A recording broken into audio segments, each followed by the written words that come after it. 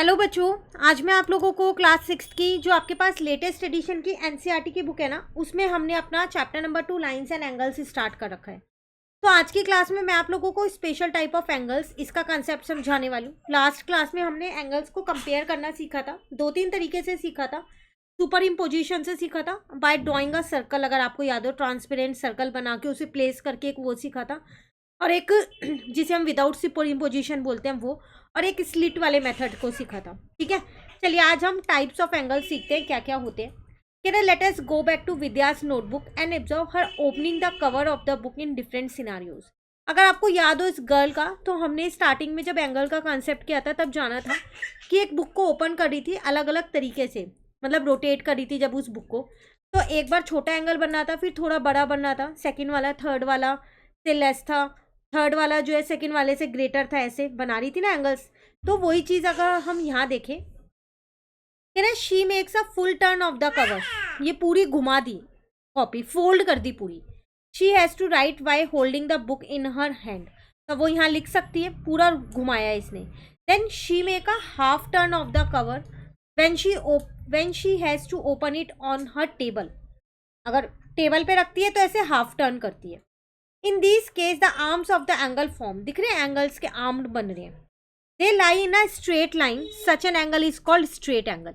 ये वाला जो बन रहा है ये, तो जो ये वाला एंगल फॉर्म हो रहा है, इस तरीके से जो एंगल फॉर्म होता है इसको हम क्या बोलते हैं यहाँ पर, स्ट्रेट एंगल। और ये हमेशा हमारा 180 डिग्री का होता है, इस चीज का आपको ध्यान रखना है। ठीक है, और जो ये वाला एंगल बन रहा है, ये वाला, इसको हम बोलते हैं कंप्लीट एंगल, जो फर्स्ट वाली फिगर में बन रहा है। और ये हमेशा कितना होता है हमारे पास, 360 डिग्री का होता है। क्लियर, अब आगे करते हैं। Let us consider the straight angle, angle AOB, मैंने माना ये कि स्ट्रेट एंगल है AOB। एब्जॉर्व दैट एनी रे OC divide it into 2 angles, मान लो एक OC रे ड्रॉ कर दी मैंने, वो इसको 2 एंगल्स में डिवाइड कर दिया, एक एंगल 1 हो गया, एक एंगल 2 हो गया, मतलब एक एंगल AOC हो गया और एक एंगल COB हो गया। ठीक है ना, अब आगे आपसे क्या कह रहे हैं, यहाँ पर ये डिवाइड करके इन्होंने दिखाया और ये दोनों एंगल्स भी दिखाए। Is it possible to draw OC such that 2 angles are equal to each other in size. कह रहे क्या ये पॉसिबल है कि हम OC को ऐसे ड्रॉ करें कि जो ये दोनों एंगल्स हैं इक्वल साइज के हों। हो भी सकता है, बिल्कुल सीधा ड्रॉ कर लो उसको, तो 90 इधर आ जाएगा, 90 इधर आ जाएगा, क्योंकि टोटल एंगल 180 है ना, तो बीच में 90-90 हो जाएगा। और अगर आप ऐसे ड्रॉ करते हो तो एक ऑब्ट्यूज और एक एक्यूट निकल गया है, तो डिफरेंट भी बना सकते हो। और अगर आपको इक्वल बनाने हैं तो सिर्फ 90-90 का ही केस है और कोई केस नहीं बन सकता। उस केस में आपको OC वाली जो रे है वो एकदम स्ट्रेट बनानी होगी। ठीक है, अब कह रहे we can try to solve this problem using a piece of paper. Recall that when a fold is made it create a crease which is straight. अगर याद हो, आप हमने एक फिगर इट आउट के क्वेश्चन में किया था कि हमने एक रेक्टेंगुलर शीट ऑफ पेपर लिया था और उसको फोल्ड किया था, उसमें एक क्रीज आई थी और उस पर हमने जो जो एंगल्स बने थे उन्हें लिखा था, है ना। तो यहाँ पर वो वही चीज़ कह रहा है, आपको एक रेक्टेंगुलर शीट ऑफ पेपर लेना है और उसको एक बार फोल्ड करना है, and on one of its side mark the straight angle AOB। मैंने यहाँ एक AOB मार्क कर दिया है। By folding try to get a line passing through O। इस तरीके से इस पेपर को फोल्ड करो कि जब आप इसे ओपन करो तो O पे एक ऐसी लाइन आ जाए, क्रीज आ जाए।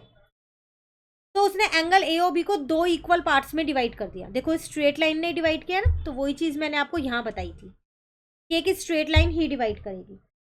ठीक है, तो यहाँ पर ये इन्होंने फोल्ड करके भी दिखाया, देन ओपन करके भी दिखाया।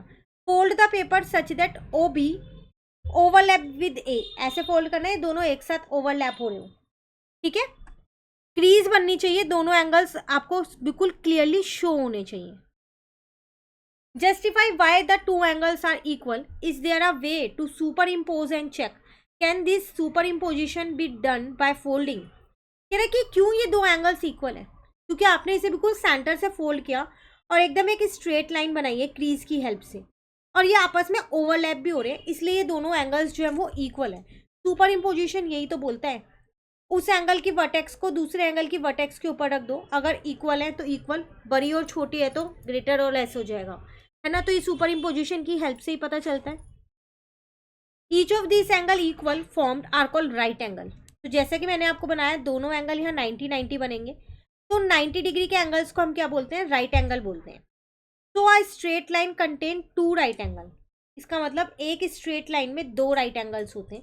ये पूरा 180 है, इसे बीच में से डिवाइड कर दोगे तो 90 2 पार्ट्स में डिवाइड हो जाएगा, ठीक है। और 90 डिग्री के एंगल को हम क्या बोलते हैं, राइट एंगल बोलते हैं। अब आगे आपसे कह रहे हैं why shouldn't you argue with a 90 angle, क्यों ये 90 नहीं है, because they are always right, क्योंकि वो हमेशा राइट, पता है ना, राइट का जो टिक होता है एक तरीके से वो हमेशा ऐसे राइट होता है, इसलिए ये राइट एंगल नहीं है, ये एक्यूट एंगल है मेरे पास, और ये मेरे पास ऑब्ट्यूज एंगल है, और ये मेरे पास राइट एंगल है। क्लियर है। अब आगे आपसे कह रहे हैं if a straight angle is formed by half of full turn, how much full turn will form a right angle. अगर एक स्ट्रेट एंगल जो है वो हाफ से फुल टर्न में कन्वर्ट हो जाता है ऐसे, तो कितने राइट एंगल बनेंगे। तो देखो स्ट्रेट एंगल में 2 बनते हैं जो हाफ टर्न होता है, जब वो फुल टर्न हो जाएगा तो कितने हो जाएंगे, 4 हो जाएंगे।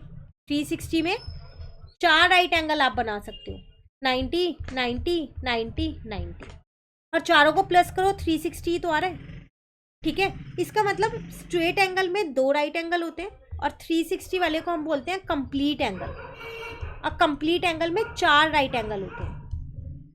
क्लियर। नेक्स्ट आपसे क्या कह रहे हैं, observe that a right angle resemble the shape of an L, कुछ इस तरीके से होता है राइट एंगल, बिल्कुल एल की शेप बनाता है। An angle is right angle only if it exactly half of straight angle, तभी ये राइट एंगल कहलाएगा जब ये स्ट्रेट एंगल का हाफ होगा, मतलब 90 ही होगा। तो 2 lines that meet at right angle are called perpendicular lines, तो हम इन्हें परपेंडिकुलर लाइन्स बोलते हैं जो ये राइट एंगल पे जाके मिलती हैं। क्लियर है। फिगर इट आउट के क्वेश्चन हैं, ज़्यादा नहीं है, 3 या 4 क्वेश्चन है। नेक्स्ट क्लास में टॉपिक कंप्लीट कर लेंगे, फिर दूसरा टॉपिक शुरू करेंगे। आज आप एक्सप्लेनेशन कर लो, कहीं दिक्कत लगे कमेंट करके पूछ लेना। Thank you.